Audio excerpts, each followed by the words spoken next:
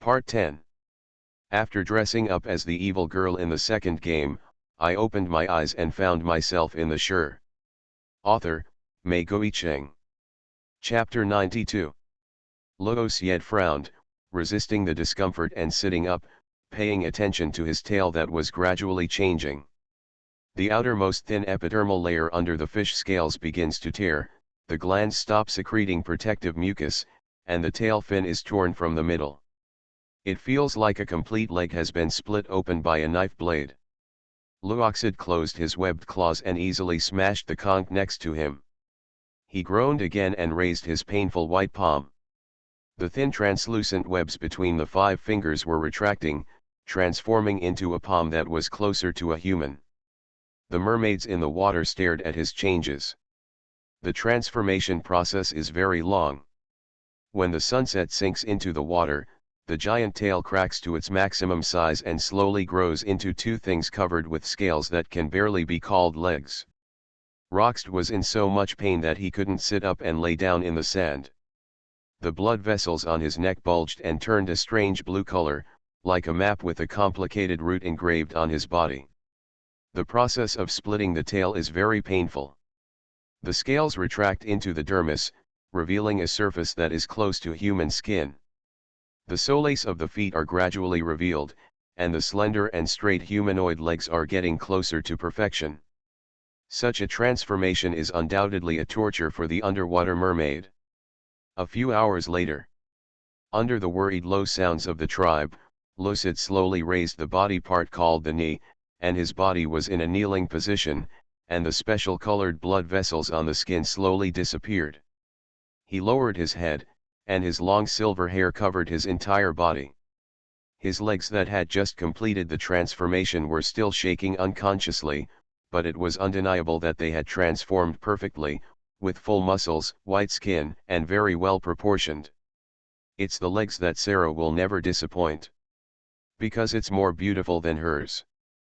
As Luo Xied thought of this, his pale lips curved into a weak arc. He slowly learned to use the unfamiliar soles of his feet to support the ground, and stood up little by little with his knees. Just like a newborn baby learning to walk, he staggered a few steps and fell down again. Until he learned to walk, he said in a dry voice to the mermaid behind him, "I need a complete ship filled with jewelry and gold coins." After receiving the order, the mermaid swung its tail and entered the seabed to salvage the sunken treasures that filled the entire sea area. 2 particularly strong mermaids looked at each other, plunged into the sea and swam farther away. They won't let the leader go ashore alone again, he needs to kidnap human helpers. After drinking, Sira had a rare good night's sleep. She didn't have any dreams, and she didn't meet Roxt. She slept until 6 o'clock in the morning, when she was woken up by the servant's knock on the door. "Miss Sarah, Mrs. Josie asked me to remind you that you are going to visit Mr. David today. You need to get up." Sierra turned over in the quilt. The curtains were not drawn last night, and the early morning sun spread to the foot of her bed. She rubbed her pillow and squinted her eyes, sighing lazily. "I didn't drink too much yesterday, so I didn't have any buzzing pain in my head." After getting dressed and eating breakfast, Sira got into the car and began to think about why she didn't dream about Lucid last night. According to his nature of being with her, he shouldn't have shown up. I don't know how far the injury has been repaired, but judging by the speed of its self-healing, it should be pretty quick. You should be able to see him wearing pants soon, right? She looked out the window with some anticipation in her heart. She seemed to have been looking forward to him having legs. Anaxi stared at Sira, who was rosy and still in trance, and couldn't help but sarcastically said, "Did you sleep well last night? The bed I prepared for you is enough for 2 people. Hearing the connotation in her words, Sira replied in a nonchalant manner, "It's still too crowded. You should prepare a bed for me that 4 people can sleep on together." Anna 11 almost couldn't breathe. The cool weather in the morning made her pull open the lace bone fan and slap her a few times. "You have no shame at all. Didn't you ask first?" Sierra smiled and said, "I just answered you truthfully." Anaxi tilted her head and snorted heavily. Seeing how angry she was so early in the morning, Sierra thought for a moment and then asked bluntly, "Did you see Eric yesterday?" She responded with a big eye roll. It was self-evident, no wonder she was so angry. Sierra smiled and raised her eyes, then looked at Joey in the driver's seat in front of her. "Is your face feeling better?" Joey, whose one eye was swollen and still purple, reluctantly looked at her in the rearview mirror and answered, "Do you think I look better? I was shocked by my eyes when I got up this morning." Sierra chuckled. "What did the police say? Did they catch the person who hit you?" "No," Joey sighed, "I didn't catch it."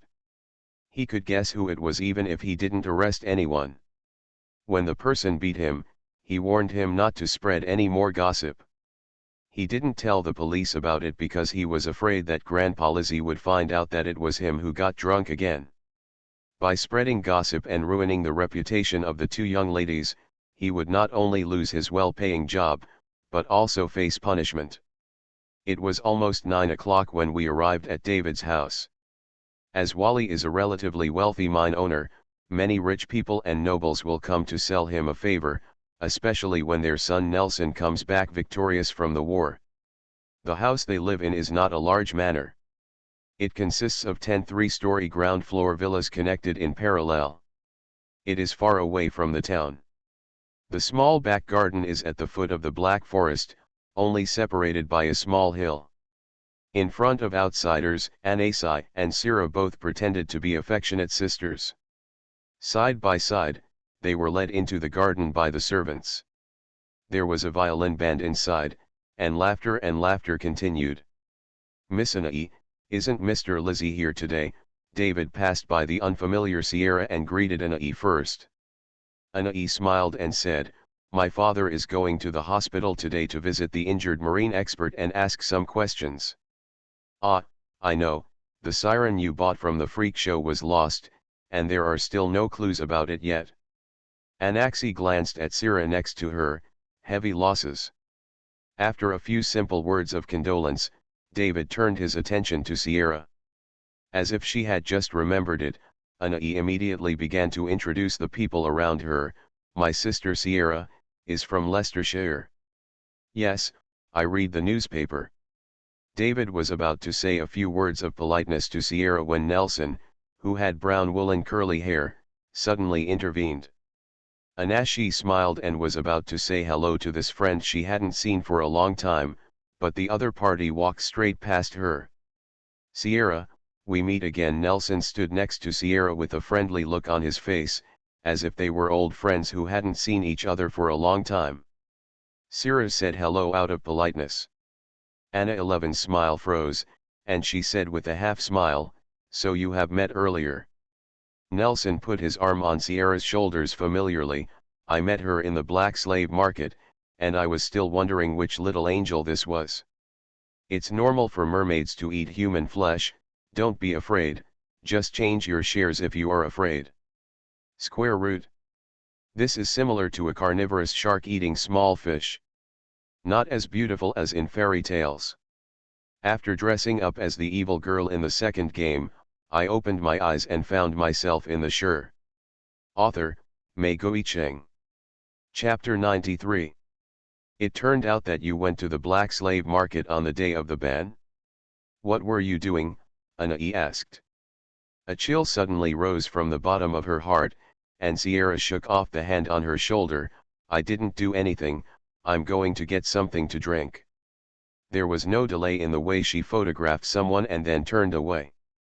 Nelson, who had lost face, provoked Anashi's ridicule. "She is my sister, she is different from those around you." "It's different. No wonder I can see her from the crowd at a glance." Even when talking to Anna 11, he would turn his head to look at Sierra's back as she walked away. Anaxi gave a fake smile. "It seems she is more beautiful than me." These words finally made Nelson turn his head. He also took a serious look at the girl he hadn't seen for a long time. "It's impossible to compare them together. You two are different." More than one person said that they were different, and Anashila's eyes turned cold. Nelson added, Different types, not saying you don't look good. Before, he thought he would like the innocent type like Anna 11, but Sierra's combination of purity and elegance really suited his aesthetics. Okay Nelson, this is not in the colonial area. David reminded him to pay attention, and the conversation was over. Sierra found Khalida, who was discussing the location of the charity hospital with Mrs. Giganti, and it sounded like construction was about to start. My people saw you buying a lot of black slaves. Khalida circled her arm and asked curiously, what are you going to do? I opened a worker's laundry behind my father's back, Sarah whispered. I plan to start a worker's business. A worker's business? They rarely send their clothes to laundromats at exorbitant prices. Well, there is already this trend. I plan to try it. Khalida asked a sole question.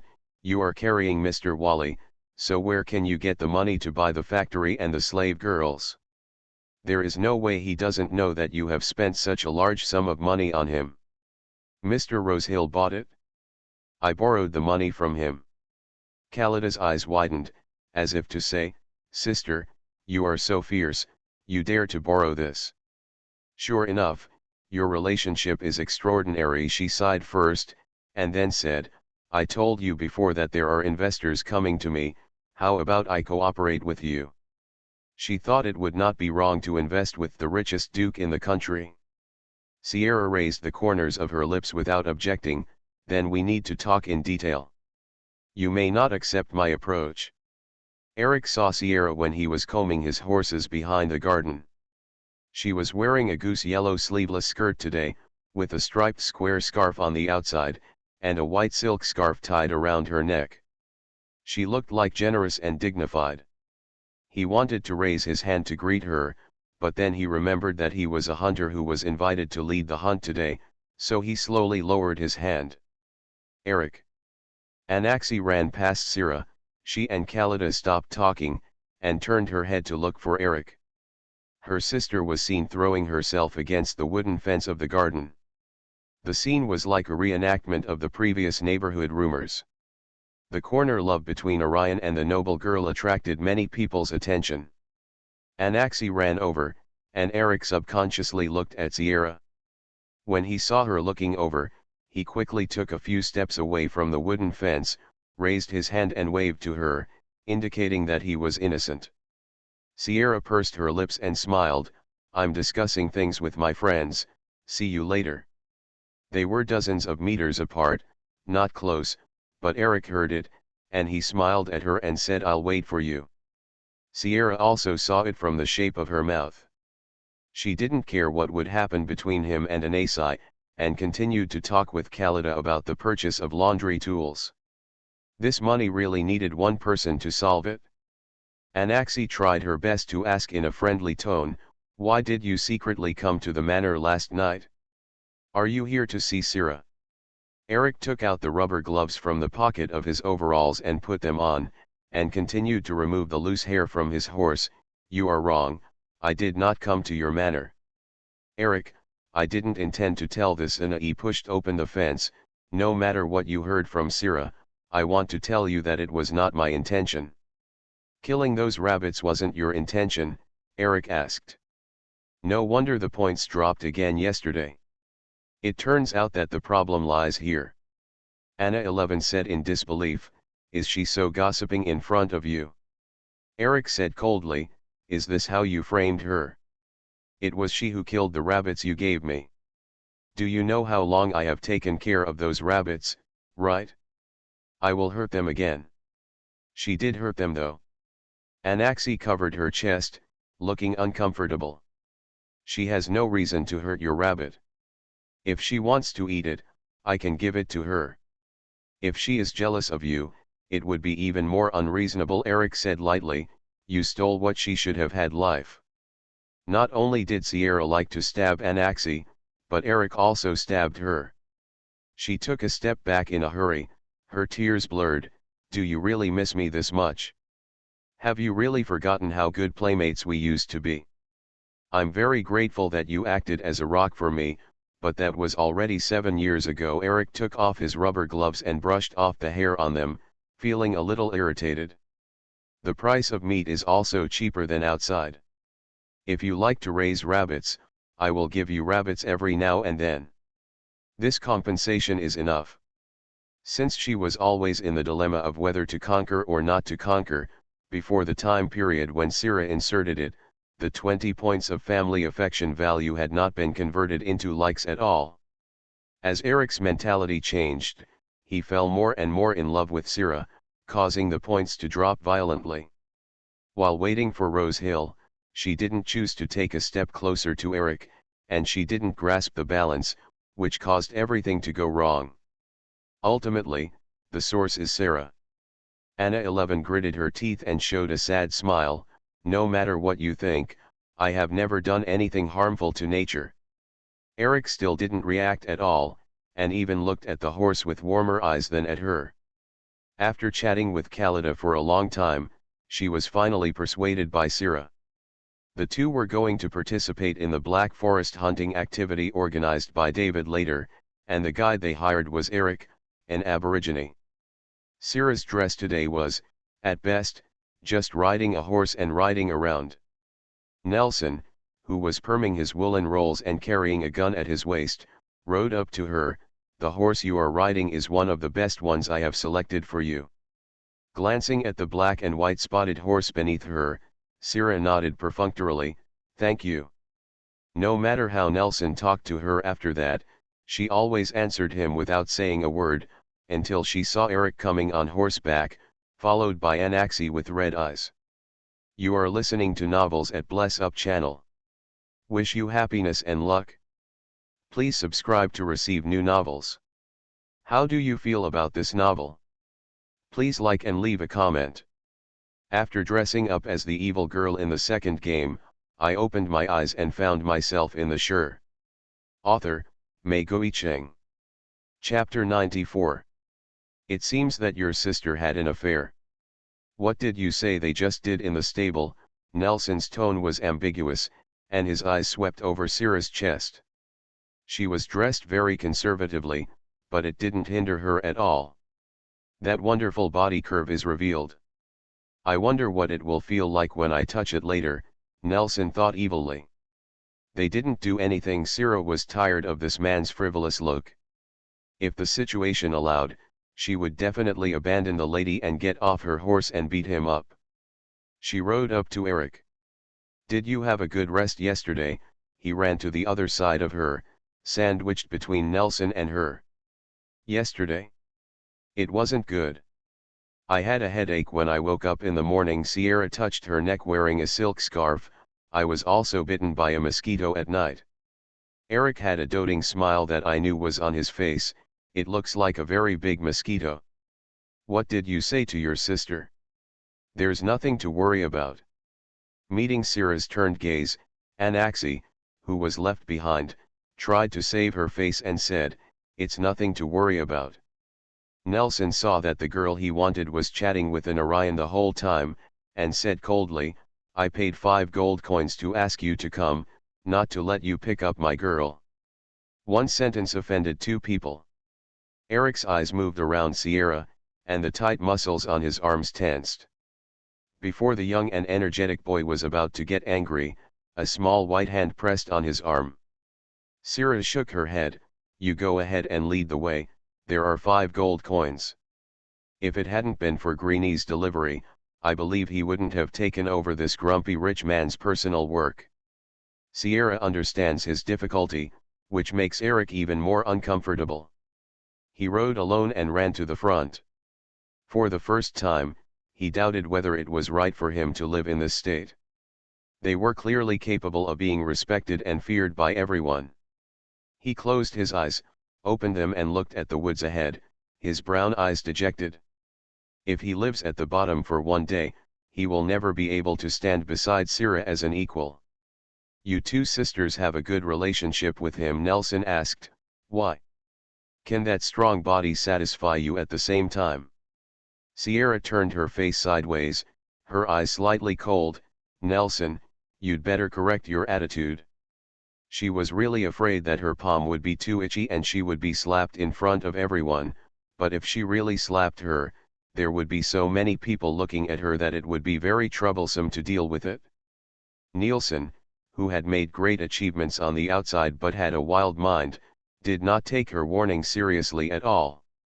When Sira ran a little further away first and Anaxi followed, he called to her in a low voice, "Go and lure that hunter away later." Anaxi turned her head, "What are you going to do?" "Your sister." "Nelson, don't mess around," Anae frowned. Nelson leaned forward and said softly in her ear, "Isn't she the daughter of Mrs. Clemens? What harm will it do to you if I get her?" Anae tightened her grip on the reins. There were more than a dozen people participating in the hunt at the edge of the Black Forest. Eric said some precautions in a loud voice, and that there might be wild bears in a certain direction. Do not enter beyond the marked woods, so he led the crowd into it. In the woods. At the harbor, a ship that had just unloaded its cargo had just left the harbor. A wet head with a pair of scarlet eyes came out of the water. When he saw someone coming from the shore, he quickly buried his body in the water again. The competitive men had already passed Eric in advance, and he had been lingering beside Sierra unhurriedly, paying attention to her every move. "You always kill deer when you come from Leicestershire, right?" Nelson held a gun himself and took out the gun from his gun bag and threw it to her. Eric said, "I got a lot of rabbits here this morning. Let's practice with them first." Sierra smiled sweetly at him. Nelson had a sinister look on his face, and glanced at the horse under her with a gloomy look. The atmosphere among the three people in front was subtle, and Anaxi, who was left out in the back, didn't interrupt. Nelson turned around and said, "Do you want to play? During the social season in the capital, I saw that you were good at shooting deer." Sierra raised her eyebrows suddenly, and heard the voice behind her say weakly, "No, I just want to take a look." "Remember the method I taught you?" Eric stretched out his hand to adjust Sierra's gun-holding posture. "Remember, I remember everything." She let his hand cover the back of her hand and pointed the gun at the rabbit in front of her. "Eric put a lot of animals here, and they seemed so crowded that they didn't even bother to find a hiding place." Sierra looked at the gray rabbit gnawing on the grass and didn't want to shoot.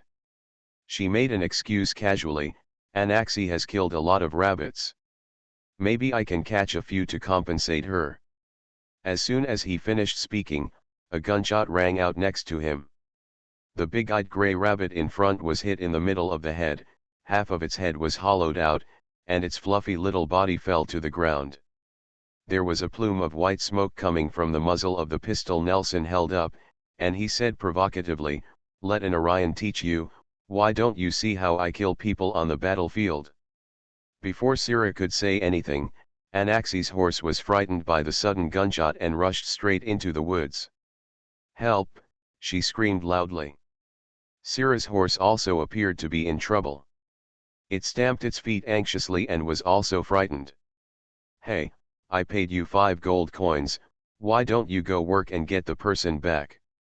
It's your responsibility if something goes wrong," Nelson yelled at Eric, with impatience appearing on his face.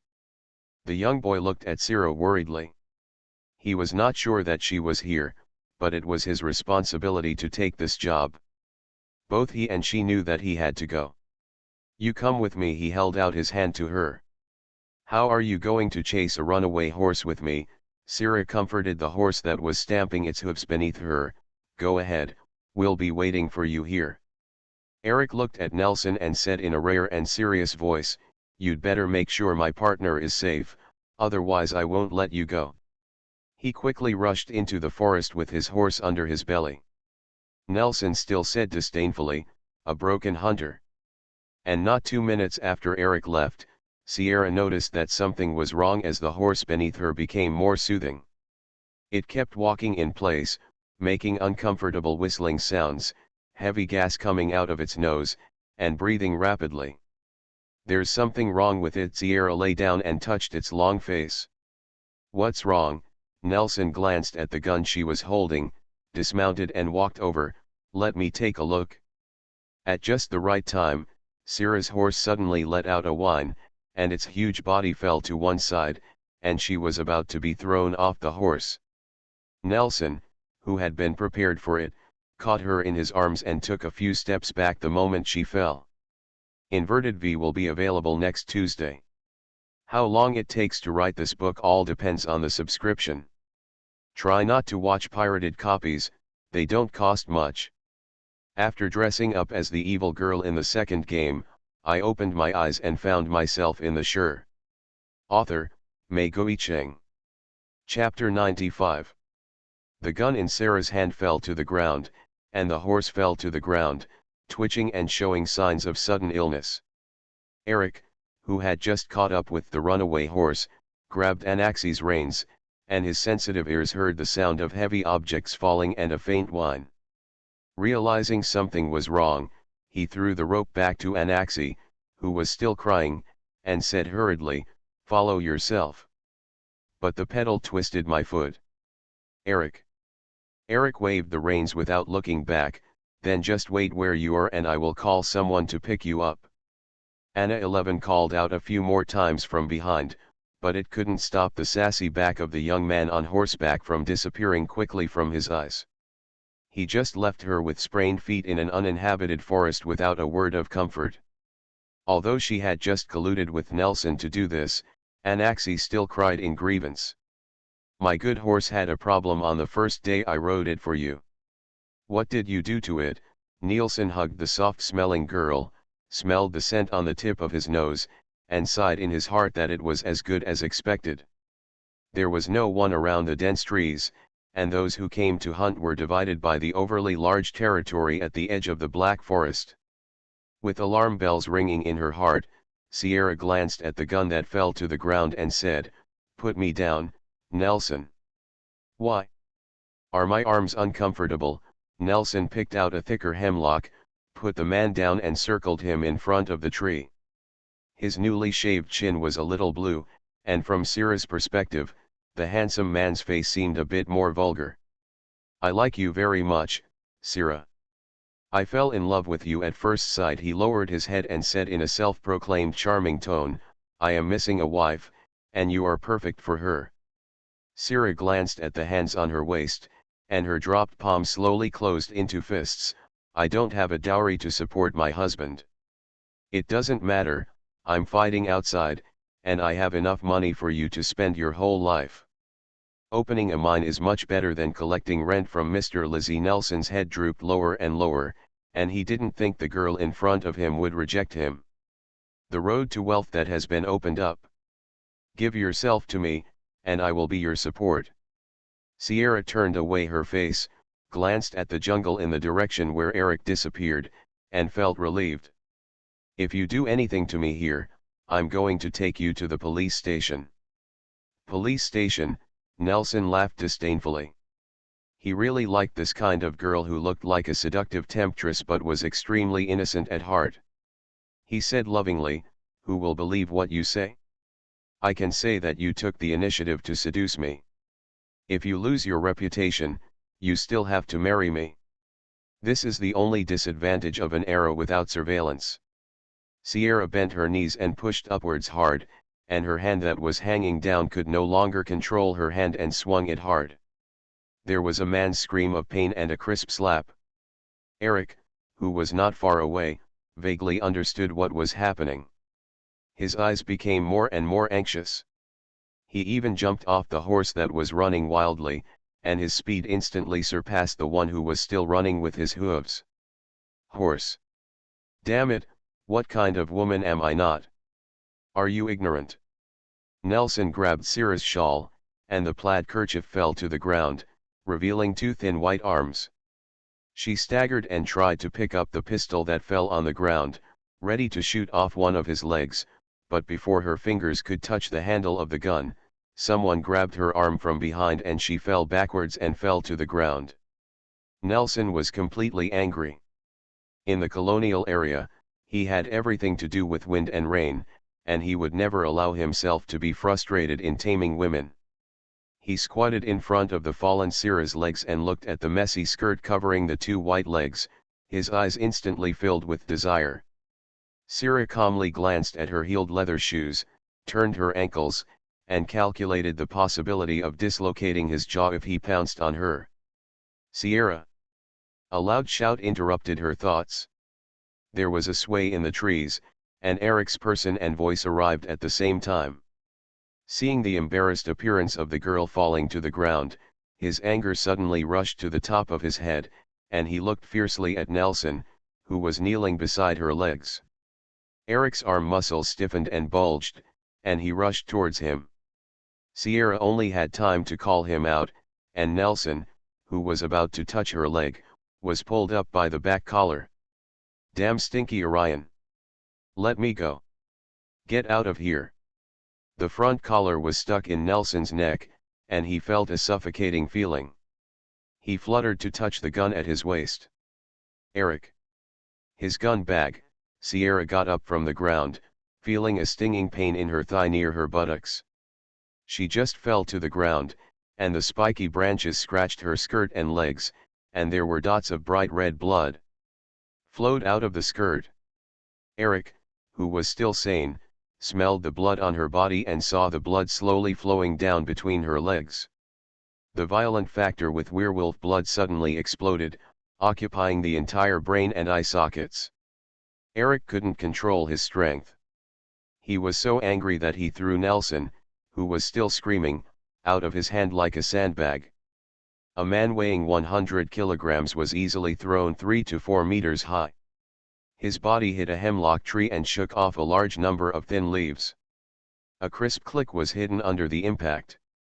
Nelson rolled to the ground with his eyes wide open, his whole body limp, and his neck twisted sideways with abnormal softness. Eric didn't care about the consequences he caused at all. He suppressed his anger and knelt down next to Sierra.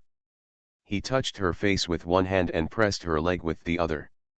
He spoke incoherently, "Sorry Sierra, I shouldn't have left you." His rough palms were stained with the blood flowing out of her skirt, his whole heart trembled, and his eyes turned scarlet. Realizing that he had misunderstood, Sierra quickly held his face, which was about to blame himself to death, and coaxed, "Eric, look at me, I'm fine, my skin was scratched by a branch when I just fell." Eric's tense back suddenly relaxed after hearing her words. He put his arm around her shoulders and said, "I'm sorry, I should have stayed." He still blamed himself for why he left her. It was obvious at that time that the man had ill intentions towards her. "What are you sorry for? You have to fulfill your responsibilities when you take this job. It's not you who is at fault, it's the bad guy with ulterior motive." Sierra almost laughed, but the wound on her hind leg was a bit big.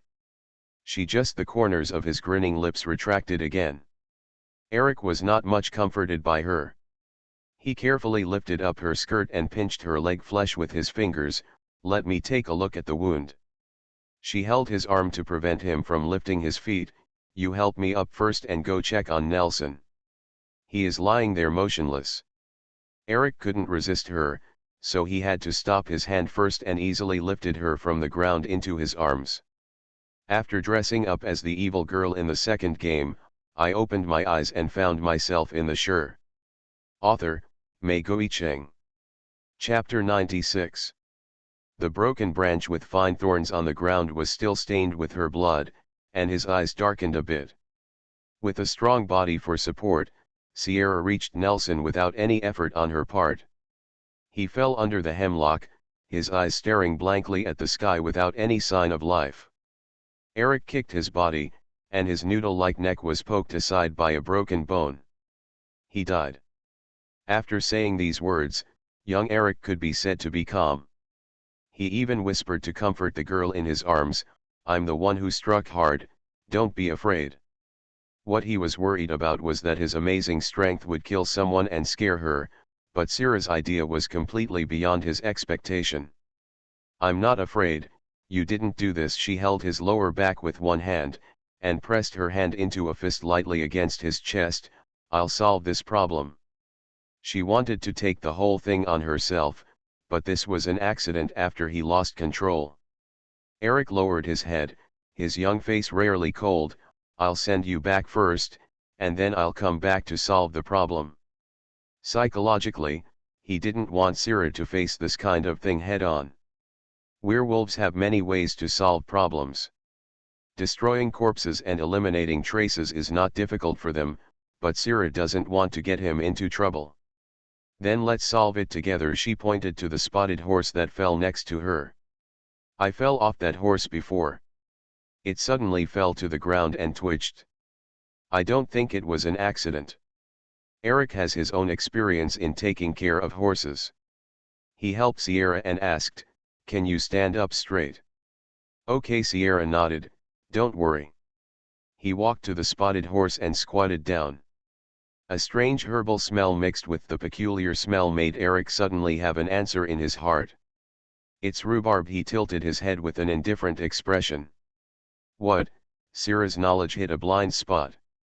"A kind of plant that horses can cause salivation, tremors, and even kidney failure when eaten." Eric looked up at her, his voice suppressed with anger. "At that time, your horse was not frightened by the gunfire, but suffered from stomach colic. It's incredibly uncomfortable." The horse that was not yet dead had its round, protruding black eyes open, looking a little more aggrieved. Sierra was also shocked by Nelson's crazy behavior. She had never encountered such a lunatic here who did not follow his duty. Even bad men have their own gentlemanly etiquette. Nelson was able to do this kind of thing for his own selfish desires because he was used to fighting and plundering outside. He lost the restraint of the rules and turned into a lawless villain. Her mind turned around, and she walked slowly over with her injured leg, kicked a stone with her toes, and almost fell down again. Eric hurried over to help her. "Be careful. Let me ask you." Sierra grabbed his sleeve. "If the horse mistakenly eats rhubarb and loses control, Nelson accidentally breaks his neck with the horse's hoof while trying to help me, and I fall off the horse and get injured, you run back at the critical moment. I helped control the horse. Is this reason valid?" "It's established. Excessive consumption of rhubarb will cause the horse to go crazy and cause epilepsy. It's normal to lose control," Eric whispered, "but why?" "You want to lie?" She stared into his brown amber eyes and whispered, "Because I can't lose you, and you can't have any accidents." The words were vague and ambiguous like a confession. Eric's heartbeat slowed down a beat when he heard it. "Can't you lose me? We are good friends." Sierra ignored the emotions in his eyes and smiled on her pale face. At this moment, he really wanted to hold her face and kiss her, but his reason still restrained him from action. "Then do this." "He is just a scumbag anyway." Eric touched her pale face, touched her neck with his fingers, and took off the white silk scarf.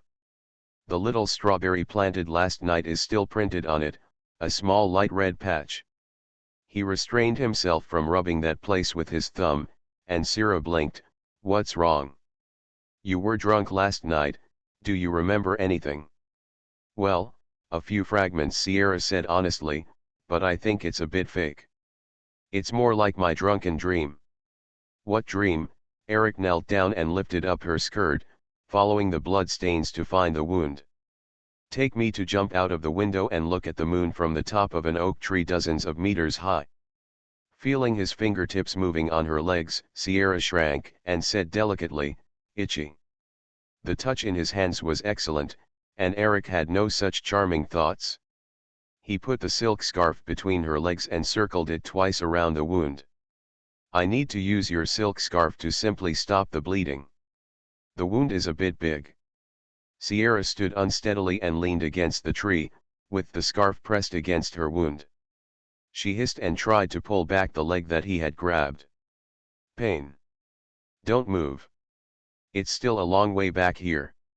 You can't go back bleeding like this." Eric pinched her thigh to prevent her from moving, and his hands began to knot. "Then please be gentle," Sierra said aggrievedly. "You must have pinched my legs until they were red." The stupid Eric reacted belatedly and pinched a girl's thigh to stop her bleeding. The scene was so astringent and offensive. Those two well-proportioned and straight legs were right in front of him. He quickly let go of her hand and found that he had left red fingerprints on the white and tender skin. Sierra's skin was just like hers, delicate and fragile. He had known that for a long time. I'm sorry. Eric's breathing became rapid. He didn't dare to look at the scene above the curve, hidden under the hem of the skirt. With red ears, he hurriedly wrapped the wound for her and stood up. I'll call the doctor to take care of it when I get back later. Sierra adjusted the hem of her skirt and found a big tear in the back. She whispered, please help me pick up the shawl. My skirt is also torn in the back. Eric went to pick up her plaid square scarf again. He wanted her to wrap it around her hips, but the girl leaning on the tree trunk jumped into his arms first and complained, the tree trunk hurt my back. It hurts so much, please help me. She only had an injury to her leg, but her hand was still intact. She didn't feel that it was wrong at all to deliberately seduce Eric. She just worriedly unfolded the scarf and carefully wrapped it around her waist and tied a knot at the side. Seeing him finish all this, Sierra also commented, you look like you are tying wood, the knots are so ugly, are you tying your legs like this for me? Eric held her waist and responded in a low voice, no one will find it ugly under the skirt. You can teach me what you like about the knot on the waist next time. Sierra nodded, okay. At this time, she suddenly remembered, by the way, where is Anaxi? She didn't come back with you. Her horse came back first after I calmed her down. This bush is easy to identify. Eric glanced in the direction of the bush and then looked at the spotted horse lying on the ground. I have to call someone for help. This horse, maybe the horse can be saved. It is expected that there will be an update of 1.5W on Tuesday. Carrot. You are listening to Novels at Bless Up channel. Wish you happiness and luck. Please subscribe to receive new novels. How do you feel about this novel? Please like and leave a comment. After dressing up as the evil girl in the second game, I opened my eyes and found myself in the shore. Author, Mei Guicheng. Chapter 97. After listening to the first half of the sentence, Sierra thought he was going back to find someone. When she heard that he was looking for someone to save the horse, she didn't know what emotion to express for a moment. The wound was on her back thigh, so she couldn't sit down and could only stand holding onto the tree trunk while Eric went to fetch the rescuers. Nelson's body was lying not far away. With such a living person dying in front of him, Sierra had no emotions. She just recalled that Rose Hill's murder at the racecourse was truly terrifying. Eric summoned people very quickly, and his sensitive nose could easily identify the scent of living people. At this moment, Anai was guided back here by his horse. She arrived before everyone else. Seeing the fallen spotted horse and Nelson with his neck twisted and dead, the chaotic scene made Anashi scream, what happened? On the way back, she had maliciously hoped that Nelson would succeed and that he had taken possession of Sierra, but now not only was her hope shattered, but she also lost her life, and her whole body was weakening. Sarah held onto the tree trunk and said, my horse lost control. Nelson tried to protect me and was kicked by it and broke his neck. What? The shock on Anaxi's face was not fake. What about Eric? He found out that something happened to us and rushed back to help.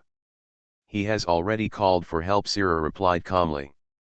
Anaxi looked at the dead Nelson and hesitated for a long time before nodding, I'm here with you. How is your health? Are you okay? Sierra lowered her head and glanced at the blood between her legs, it's okay. Is Nelson treating you? Anai hesitated, hope burning in her heart again. The moment she asked this question, Sierra became suspicious. A normal person would not ask such a thing when asking about wounds. Do you know what he is going to do to me? She raised her chin, raised her eyes, and stared at him. He has always been very interesting to you. Anna 11 immediately covered it up, don't worry, I won't tell anyone. Did she think Nelson had succeeded? Are you so sure he did something to me? Did he collude with you from the moment your horse was frightened? As a novelist, Sierra's most indispensable thing is the conspiracy theory of overt and covert fighting. Her suspicious eyes and distrustful attitude almost made Anasi confused. You are still talking nonsense at this time. I will never be sorry for you, but the blood between your legs scared me. Sierra, why don't you think I was injured when I fell off the horse? Anai rolled her eyes slightly, grabbed the reins and turned her head away. Nelson is not a clean person. I have been dealing with him since I was a child. This reason is barely reasonable, but dealing with it since childhood just proves the problem. Sierra didn't ask any more questions. She was the heroine of the Otome world, and she had a system in her body. It was not certain whether the world would collapse without her. The two of them waited for reinforcements, their wealthy companions, and several servants who came to help. There were too many people and Eric couldn't go over to hug her like he just did, but Sierra needed someone strong to hold her back. She stopped him who was about to help carry the body. Eric, I can't ride a horse. Please carry me back on foot. These skinny servants may not be able to carry me. Eric smiled at her and quickly ran over. Here he comes. There was no way to drive in the woods, and the bumpy ride would easily open wounds. Sierra looked scary with her legs covered in blood. No one thought there was anything wrong with her asking a strong young man to help. She curled up into the boy's arms, and the tight wound on the back of her thigh still made her reach out her claws to scratch the strong chest next to her. Pain. I run very fast, Eric comforted her in a low voice. Anaxi sat on the horse and watched them go away. From the beginning to the end, she never received a word of worry or greeting from Eric. She lowered her head and remained silent in the face of the servant's concern. David never imagined that a good hunt would cost his son his life. His wife cried on the spot and went to the hospital. The police came to the door and said they would take away the witnesses and go back to investigate. There was a mess in the villa, and the originally planned dinner party was interrupted due to this sudden accident. Sierra bandaged her thigh with the help of David's family doctor, and was put in the car to the police station with Eric and Anashi. On the way, Sierra, who was squeezed in the middle of the back seat, was silently ignored by the teenage wolf next to her. He held his hand. That night, the three of them were interrogated separately, and the interrogators happened to be the same. Detective APU, a close associate of the king, was refused cooperation by Rose Hill. APU was aggressive with several questions in a row, which made Sierra look bad at all. She asked Rose Hill not to sell drugs that day, which was tantamount to offending him. Do you know how much responsibility you will hold if a soldier who has done great service to the country dies? Sierra took a sip of the brewed tea and said, I have already explained that my mouth is dry. Isn't your investigation conclusion that he was accidentally hit on the neck and died? I am just an innocent person. APU smiled and said, it's also possible that you poked the Orion and killed him. No way. It's possible, he's strong. Sierra narrowed her eyes. She had thought of countermeasures for all possible accidents, except when she ran into this person. Then what do you think we should do, Officer APU? It seems that no matter what the truth is, you will not let me go and force me to confess. Go and make the Duke change his mind, APU said without any nonsense. You know how easy it is for me to tamper with a guilt report. Sierra turned the teacup on the table and smiled knowingly. So that's your idea. Miss Sarah, you are smart and beautiful. There is no benefit in going against me. Indeed, Mr. Rosehill and I are really ignorant of refusing to do business with King Horus, Sierra said with a smile. I will consider it. She became so easy to talk to, and APU didn't let down his guard. I only give you 3 days. Sierra shook her head and gave him a suggestion.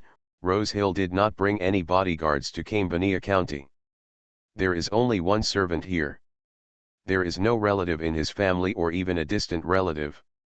This means after his death, the church will be able to take away most of the property. She approached the table, put her hands on her chin, her smile was full of meaning, and her sweet voice was seductive.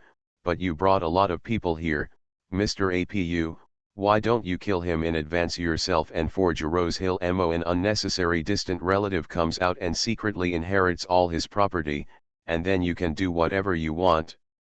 This was a good idea, but it didn't taste right when it came out of her mouth. After dressing up as the evil girl in the second game, I opened my eyes and found myself in the Sure. Author, Mei Goicheng.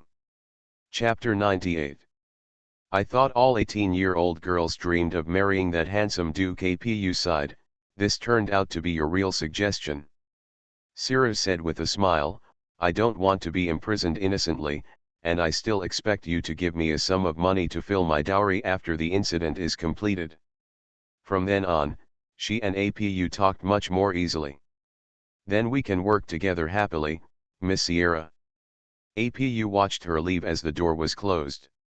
He took the cigarette offered by the person behind him and respectfully lit the cigarette butt in his mouth.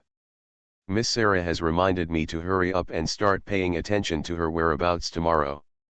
Whether she really says this to me or wants to go back to report the news, as long as she is seen with Rose Hill, find an opportunity. Let's do it together. Clear. Coming out of the conversation room, Eric immediately handed over steaming coffee and bread. The police officer's interrogation of him and Anishi had long ended. I just bought it not long ago. Let's eat some. Sierra took the food and said, it's already very late. How are you going to get back later? After seeing you off, go back to David's house and take the horse away. She looked at Anna 11 who was sitting aside. How do we go back? Joy is already on his way here with his father in his car, Anna E responded. Sierra nodded and said to Eric, you go home quickly, I'll wait for Dad's car to pick me up. Eric touched the top of her hair, okay, remember to go home and recuperate, and don't move around. Sierra motioned for him to lower his head a little, and whispered into his ear, I will stay quiet in the bedroom, but you remember to come see me. Eric couldn't help but laugh, and said quietly, do you want me to bring you supper again? Sierra licked her lips, no, I just want you to come. The duplicity was so obvious that the two of them laughed quietly in unison.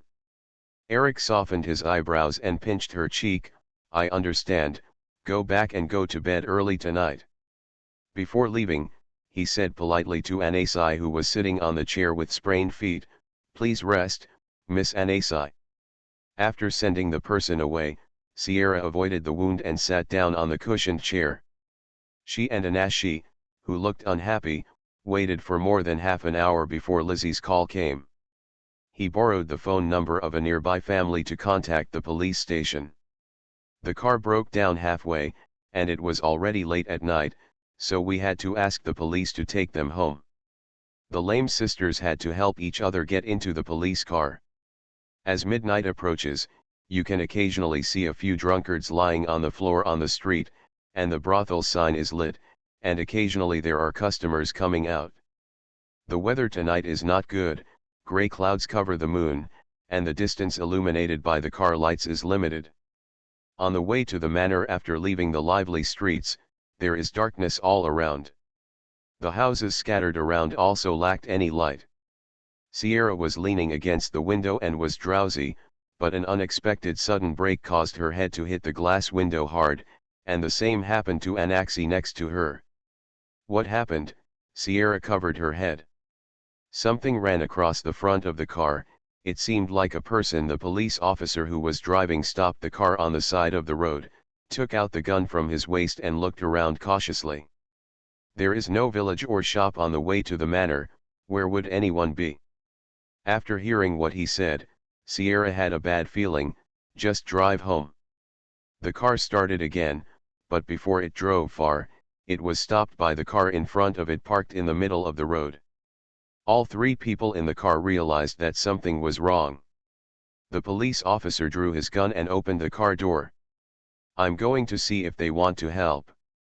Anna 11's sense of crisis as the heroine also emerged. I don't think this is a good idea. Can't we just ignore them and go to the manor in a detour? What if it's a car accident and there are injured people inside who need help? At the critical moment, The police officer who was full of justice closed the car door and walked over. Sierra lay down in the middle of the car, watching him bend down to check inside the car, and then walked around the car.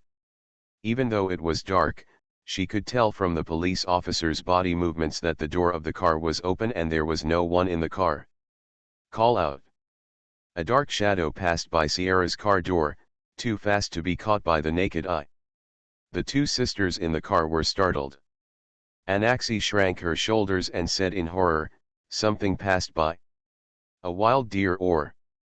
"I don't know." Sierra leaned forward on the seat in front of her and shouted at the police officer through the glass, "Come back. Come back quickly." Hearing her excited shouts, the police officer turned around and before he could take a step, his vision went dark. A dark-skinned man wearing an old black shirt appeared in front of him. He had short white hair and scarlet sticky eyes full of malice. There was a slanted smile on his lips. "Hello, officer." "What?" Before he could figure out what was going on with the other person's eyes, the police officer's neck was bitten hard by a pair of fangs, and the artery was bitten off. He was hugged and disappeared in place. "Ah! Dash!" Anaxi let out a series of short screams. "Sierra! It's sucking!" The word vampire was interrupted in her sudden scream. She turned out the system in horror and clicked on Rosehill's personal location. The results showed that he was on Hawk Street, more than 10 kilometers away from them, and the vampire just now was not him or his accomplice. Sierra didn't care about tearing the wound on her back thigh at this moment. She stood up and climbed into the driver's seat. The driving method of this classic car was similar to that of a manual transmission. She stepped on the clutch pedal and said, "I don't want to, you know the way. Tell me where to go to get out of here." If she leaves the choice of escape route to the heroine, her chances of escaping are much higher than if she blindly escapes on her own. Anna 11 glanced at Rosehill's position and immediately said, back up, drive towards Holkier Street." Sierra tightened her legs, turned the steering wheel fully and turned, then returned to the original route and increased her speed to the extreme. "This may not be of any use against the vampire's speed, but I hope there will be reinforcements arriving in the direction Anna 11 pointed out." The car drove along the dark, seemingly endless road for almost 10 minutes. When both of them were almost calm and thought they could escape, a body suddenly fell from the front. After braking suddenly, Sierra's head hit the steering wheel again. When her blurry vision swayed and she looked up, her ears were buzzing, followed by Anaxi's frightened screams in the back seat. The police officer's body smashed the front of the police car, and his head hit the car lights. The lights were not extinguished, and the bloody head and the bite wounds on his neck became the brightest scene at night. Sierra shook her head and calmed down for a while before opening the door and staggering out of the car. "Anai, run. Dragging Rosehill out tomorrow, haha. It is expected that there will be about 7 chapters. Order all of them if you can. It will become a bestseller. Epsilon equals Omicron asterisk, alas. After dressing up as the evil girl in the second game, I opened my eyes and found myself in the Sure. Author, Mei Guicheng. Chapter 99. When no one responded, she slowly turned her head, and her clear eyes saw the car door that had been opened behind her, and there was no one in the car. Anna 11 had already run away lamely when she knocked her head and felt dizzy. Sierra cursed lowly, then opened her legs and ran as fast as she could in the direction of Hawk Street. She didn't care how painful the wound on her leg would be when she ran, and she didn't even notice that the bandage was soaked with blood. The ruptured wound was bleeding again, and her fragrant fragrance was all over the deserted road, being carried away by the wind. Far away. The vampire standing between the tree trunks did not even chase Anna 11, who had escaped early. He raised his head and took a deep breath of the smell in the air. His chest swelled and then sunk slowly. The sweet smell was all emanating from the bleeding girl. He bared his teeth and jumped among the trees with interest, slowly chasing her. When hunting, They often engage in pre-meal warm-up runs and desperate games. Aldine, who had just come out of the hospital, was holding a black box filled with fresh blood bags. Rose Hill, who was also about to get in the car, suddenly stopped and looked towards the end of the street leading to the road outside the town. The smell that belonged to Cyril was very light, and the taste was easily identifiable to him. Rose Hill turned around, his walking steps turned into running after a few seconds, and his figure appeared at the end of Hawk Street in a matter of seconds. He raised his slender neck to carefully identify the smell in the air, and then disappeared again. A few dizzy drunks leaned against the wall and saw this scene. They couldn't help but rub their dazed eyes and muttered softly.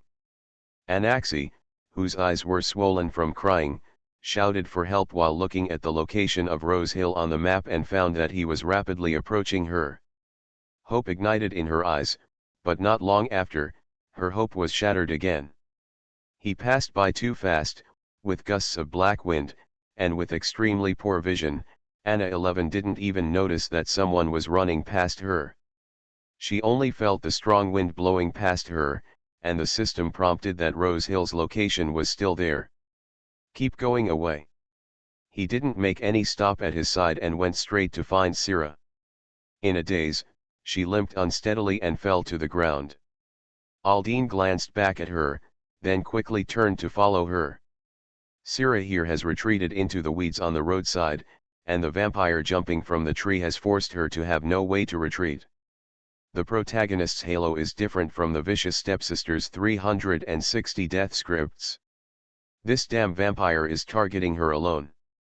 You taste so sweet. Even the raised lips of the chocolate-colored vampire were black, and the white fangs and bright red eyes were particularly eye-catching. Planning a fancy death ending for the evil stepsister, Syrah's unfortunate and miserable body is one of the weird settings. Her blood is extraordinarily sweet to all vampires. Even Rose Hill loses control, which is enough to prove how likely she is to be sucked into a mummy.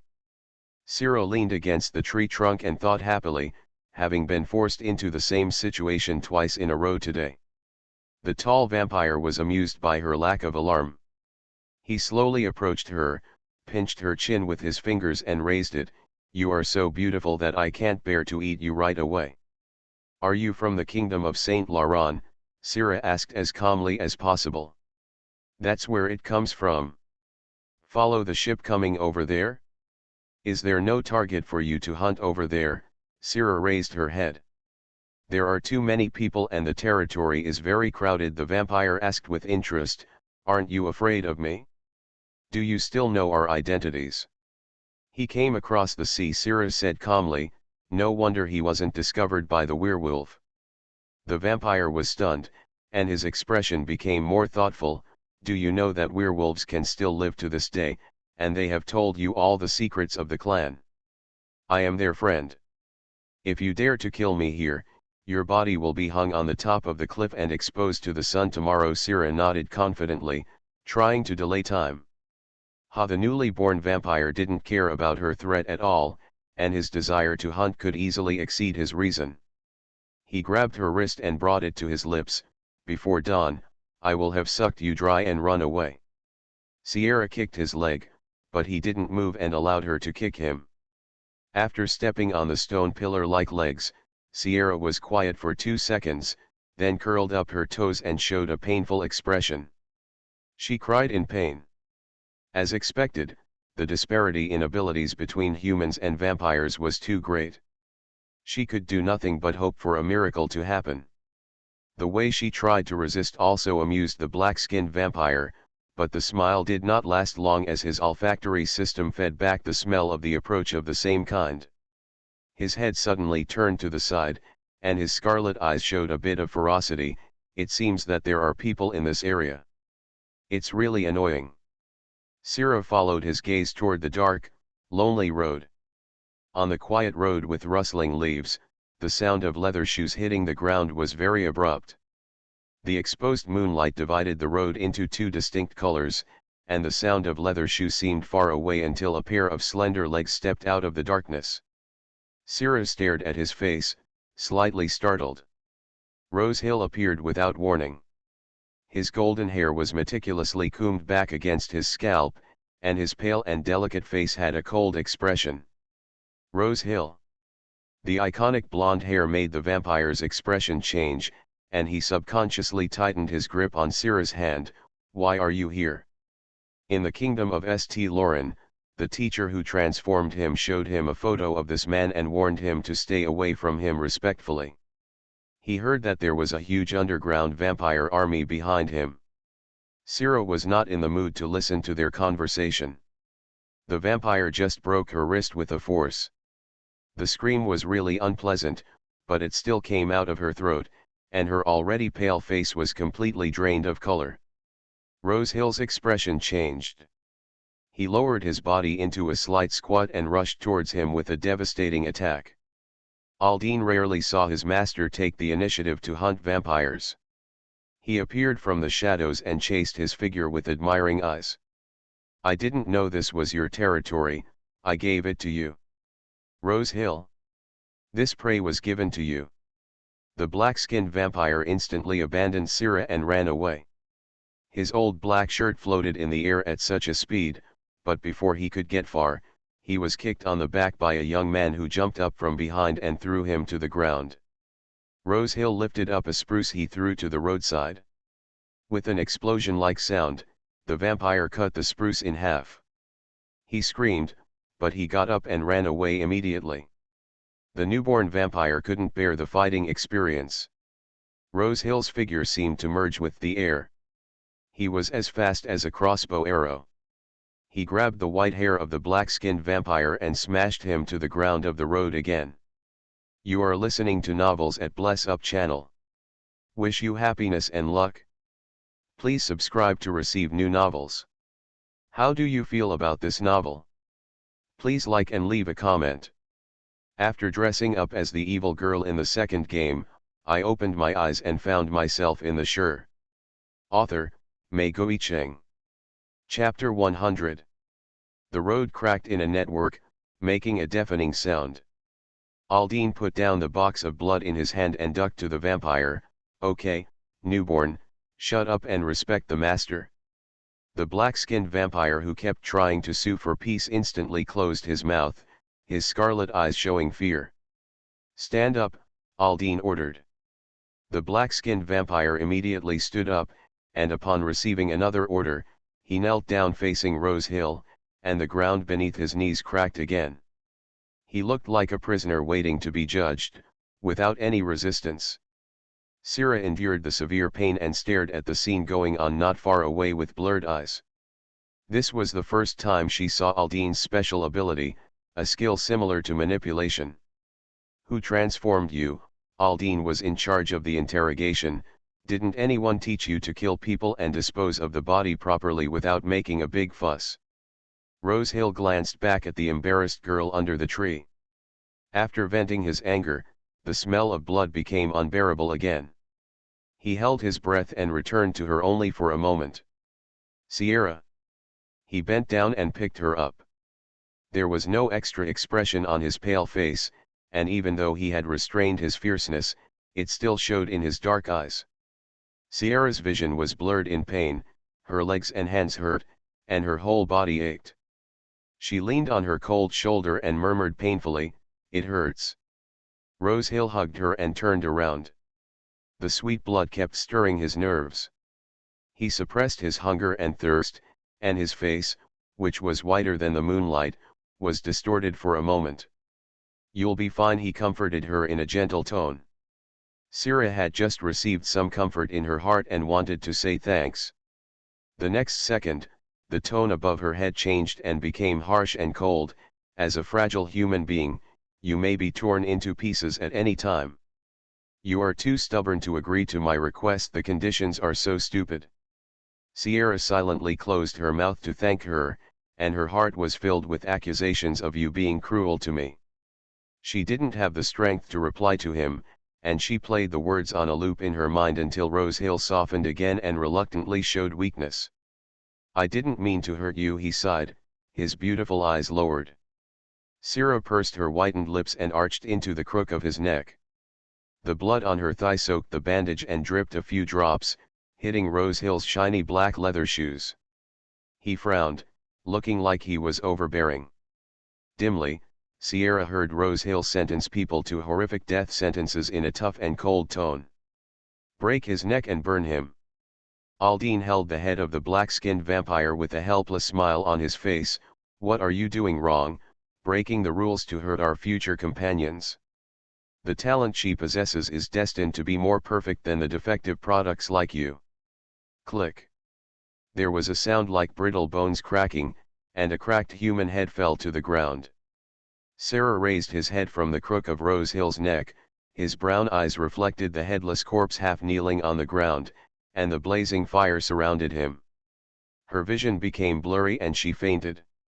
Aldine picked up the box containing the blood bag again, returned to Rose Hill, took off his suit jacket, and covered Sarah's body in an attempt to cover up her alluring scent. His throat was burning. She smells delicious. Rose Hill gave him a cold look, a warning look in her eyes. I'm sorry, Master. Aldine quickly apologized and told him what he had just learned. It's a newborn from St. Lauren. I don't know which ethnic group there has converted many people. Epidemics and wars, it's everywhere. He smuggled himself over here hiding in a boat. It's strange. No one seems to have taught them how to hide their identity. He turned coldly and asked humbly, what should we do? They broke the rules and will create chaos. Contact Lance and ask him to send someone to investigate the truth, deal with the vampires who violated the treaty, and clean up all witnesses. Rose Hill walked through the woods with an expressionless face, rushing towards the hospital as fast as possible. After being injured twice in a row, Sarah fainted and was suddenly awakened by the pain while resetting the bones. She lay on the bed and screamed in pain. Just as the doctor in the ward was about to fix her with a splint, the door was violently opened by Rose Hill, and the handle was thrown away by him in front of everyone. Not yet. Impatience crept onto his face, leaving no doubt that in the next second he might rush up and throw the doctor out of the window. The doctor was shocked by his amazing strength and the violent aura on his body. Of course not so fast, Mr. Rose Hill. Her bones are broken and she needs to be splinted for a long time. Be gentle. He frowned, a little irritable. I know. The doctor's neck shrank, and his movements could not be gentler. Sarah looked at the blond young man standing against the wall with moist eyes, and called him softly in a hoarse voice, Rose Hill. Tears flowed out when she saw him, flowing down her chin to her neck one by one. He walked to the bed, the impatience in his dark eyes was extinguished, his cold fingers caught her tears, and his fingertips gently pressed on the end of her eyes. Why are you crying? I'm so unlucky today, she whimpered, unable to hold back the tears in her eyes. Rose Hill had no choice but to pull out the paper and continue to press it on her face, awkwardly comforting, it's okay. After the doctor finally fixed the splint on her hand and there was no one in the ward, Sierra panted and weakly asked the person standing by the bed, the person who is chasing me, do you know what that is? He sounds like I know you. Rose Hill threw the paper into the trash can, turned around with a frown, and her deep eyes were cold. Want to know? I can tell you everything. The seductive questions were deliberately tempting her to take the bait and reveal the whole truth. He did this more than once. Is it a secret that cannot be told outside? After all, what happened in front of me? Sarah paused and said in a hoarse voice, it's incredible. Rose Hill sat down by the bed and said calmly, as a witness, there are usually only two endings, death or rebirth. He was giving her another proposition, the new life would be sucked dry, and death would be death. Sierra pursed her dry lips and abruptly changed the subject, I want to drink water, I'm thirsty. He stared at her, feeling a little annoyed at her attitude of avoiding the topic and her failure to read her mind. After a while, he abruptly brought some warm water from the table. Sarah wanted to sit up, but the freshly bandaged wound on her thigh and the splinted right arm could not support her to complete the sitting movement. She was embarrassed and said to the vampire in front of her with a raised chin and a noble face, can I get up? Come. Rose Hill moved her body, put her arm through her shoulders, and lifted her out of the bed. After dressing up as the evil girl in the second game, I opened my eyes and found myself in the sure. Author, Mei Goicheng. Chapter 101. Sira's back leaned against his chest smoothly, and she took the warm water cup he handed to her mouth. With a slight fever, she was very satisfied with the body temperature of the person behind her. She held the cup with one hand and drank all the water. The lubricated throat finally no longer felt uncomfortable from collapse and cracking after running wildly. Sira exhaled and returned the cup, then grabbed his clothes with her intact left hand. Let me lean on him for a while to cool down. Rosehill tilted her head, her blonde hair rubbing against the back of her neck, her cold breath falling on the top of her hair, acquiescing to her dependence on him. Sira gradually relaxed her body, and the weight on her body was almost non-existent. He lowered his eyes and meditated for a long time, leaning his straight back against the head of the bed. Sira also lay down and curled up on his chest. The medical quilt was pulled away by Rosehill, and her head was buried in it. Sira didn't have the energy to toss the quilt covering her face. Her face was sideways next to his cold body, and her breath was filled with the faint cold rose fragrance of him. The smell reminded her of bright red flowers blooming in a pile of rotting soil. She thought about the scene dully, closed her eyes and slowly fell into a deep sleep, but the tingling sensation on her arms and thighs from time to time made her wake up from her sleep easily, letting out uncomfortable moans. In an unstable state, a heavy arm kept pressing her waist to prevent her from moving, nor from pulling away the quilt that was covering her body. Locked was sitting in the bedroom of a giant merchant ship. He tried several times but was unable to enter Sira's dream. The unstable connection only proved that she was in a lot of trouble and stayed up all night. He looked at the raging waves on the sea and told the two mermaids at the helm, "Accelerate with all your speed." It was different from the pain in her head after a hangover. Running wildly on the forest road in a very low temperature, the cold air penetrated into her brain, and now it was a stabbing pain. Sierra was so uncomfortable that she didn't open her eyes. She must have fallen off the bed last night. The cold floor made all her bones scream in pain, but she was too lazy to move. "Sir, Master Lizzie is here." The nurse knocked on the door of the ward. Sierra, who was wrapped under the quilt, finally reacted again. She opened her eyes slowly, and lifted the quilt with her fingers to reach her chin. The sunlight filtered in from the window, almost hitting her bed. Green and white walls, solid color inferior curtains, and strange buildings on the street outside the window. This is not her home. The memories of last night came back in bits and pieces. Horrifying scenes of dead police officers, stalking vampires, and corpses burned in flames. She inadvertently let out another uncomfortable moan. Rosehill, who had hugged her all night, lowered his eyes and said, "Do you feel better?" Hearing the voice as smooth as velvet, Sierra blinked, tilted her head suddenly and raised her chin. The extremely pale face and bright red lips came straight into her eyes. Seeing such an impactful and beautiful face so early in the morning, it took no time for people to adapt. She stared blankly into his dark eyes that could not penetrate the light, and then slowly found her voice, "You have been here all night." Otherwise, his smooth forehead wrinkled, and his speechless expression seemed like she was talking nonsense. She was the one who insisted on relying on him last night. Thinking of it, Sierra stared at him. "What are you looking at?" he asked calmly. "If I could see this face every day when I get up, I would feel like I was taken to heaven by angels." Sierra praised generously, and the beautiful things made her head no longer hurt. The angel who was close to her face slightly raised her lips, revealing her thoughts in a second. "Please please me." Sierra smiled and said, "I just want to tell you that I didn't see anything about yesterday. Thank you for coming to save me." This indirectly expressed her determination to refuse to work for him again. Rosehill's smile disappeared in a second, and her aura was gloomy. "You can't make your savior angry, so Sierra naturally has a backup plan. Pleasing is not just a verbal compliment like that. She grabbed his tie with her left hand, pushed his head down, raised his head and brought it to her lips. Having been seduced by the sweet blood on her body all night long, the vampire who had reached the limit of his forbearance lost control in an instant. He hugged her waist tightly and lowered his head to entangle with her. The hospital bed beneath her directly became a place of pleasure.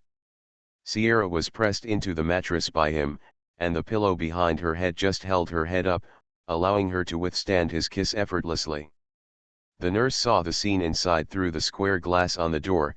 Her face turned red, and she said to the Lizzie family waiting on the bench in the corridor, "Miss Sarah and Mr. Rosehill are not very convenient yet, please wait a moment bar." They could kiss like that on the bed in the hospital, and she almost didn't even see it. After a while, Sierra, who was almost out of breath, panted and pulled away from the kiss. She put her left hand on his chest and said in a soft voice, "Thank you and good morning kiss, Mr. Rosehill. It's not dark yet. Don't be so impulsive." The young man lowered his eyes. The girl with disheveled hair had rosy cheeks, her eyes were watery, and her neckline was slightly open, full of temptation. His eyes were deep, and his unsatisfied desire prompted him to lower his head suddenly again, and continued to kiss her with a softer force than before. Sierra's eyes widened slightly, and the fingers on his chest softened, and she touched his cold face along the smooth material of his suit. Rosehill was very gentle this time. She was no longer afraid that he would chew her lips off. The many kisses allowed him to sum up a lot of experience. The nurse waited and waited at the door. Seeing that Mr. Lizzie was about to stand up, she had to knock on the ward, coughed lightly and reminded again, "Mr. Rosehill, Miss Sarah, have you said hello to Mr. Lizzie?" Finally hearing that it was Lizzie at the door, Sierra suddenly woke up from her immersed state. She pushed Rosehill's shoulder again with her boneless fingers, and this time she ended the long-lasting kiss very obediently. "Dad is here already? Why didn't I hear you?" She blushed and was picked up by him again, leaning against the bedside. He brushed the messy hair a few times with his hands. Half an hour ago Rosehill took the initiative to help her fasten the buttons on her chest, her ink-like eyes burning hot. Sierra glanced at the door and found the nurse's smiling face printed on the glass window. Her face instantly turned red with shame. "Why is there a window on that door? I thought you knew." Rosehill straightened out the crooked tie and clothes, and returned to her previous cold appearance, completely different from the one who pressed her down and kissed her just now. Sierra moved her lips. "You know you still kissed me for so long." Rosehill paused while tying his tie, then walked over to open the door. "I'm leaving first." Sierra stopped him again from behind. "Leave me a phone number. I have something to tell you."